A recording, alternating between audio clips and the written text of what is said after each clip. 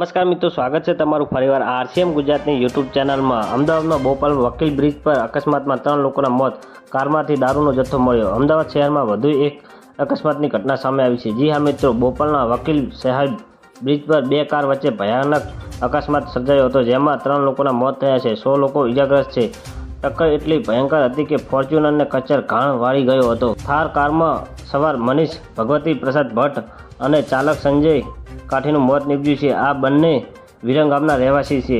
Fortuner car ચાલક ઓમ પ્રકાશનું પણ મોત નીપજ્યું છે। બોપલ વકીલ શહેર પર 2 કાર વચ્ચે ભયંકર અકસ્માત થયો છે। જી હા મિત્રો, 6 વ્યક્તિઓને સારવાર અર્થ ખસેડવામાં આવ્યા છે। માહિતી અનુસાર અકસ્માત એક કારમાંથી દારૂનો જથ્થો મળી આવ્યો છે। આ ઘટનાની જાણ થતાં પોલીસે દોડી આવી છે અને વધુ તપાસ હાથ ધરી છે। પોલીસે એફએસએલની પણ મદદ લીધી હતી। જી હા મિત્રો, મૃતકોના નામ અજીત કાઠી થાર કાર ચાલક, મનીષ ભટ્ટ થાર કારમાં સવાર, ઓમ પ્રકાશ ફોર્ચ્યુનર કાર ચાલક। જી હા મિત્રો, ફોર્ચ્યુનર કચર ઘાણ વાળી ગયો છે। દારૂ ભરેલી ફોર્ચ્યુનરને સિલજથી પૂરે ઝડપે આવી રહી હતી, તો બીજી તરફ બોપાલથી આવી રહેલી થારે 2 ટન લેતા બંને કાર વચ્ચે ટક્કર થઈ હતી। ટક્કર એટલી ભયાનક હતી કે ફોર્ચ્યુનર કચર ઘાણ વાળી ગયો હતો અને થારની આ ઘટનાની સ્થળથી 50 ફૂટ ફંગોળાઈ ગઈ હતી અને પ્રાથમિક અહેવાલ પ્રમાણે 200ની સ્પીડે ફોર્ચ્યુનર કાર ચાલક કાર ચલાવી રહ્યો હતો। હાલ સમગ્ર મામલે તપાસ હાથ ધરવામાં આવી છે। થાર ચાલક સંજય કાઠીનું મોત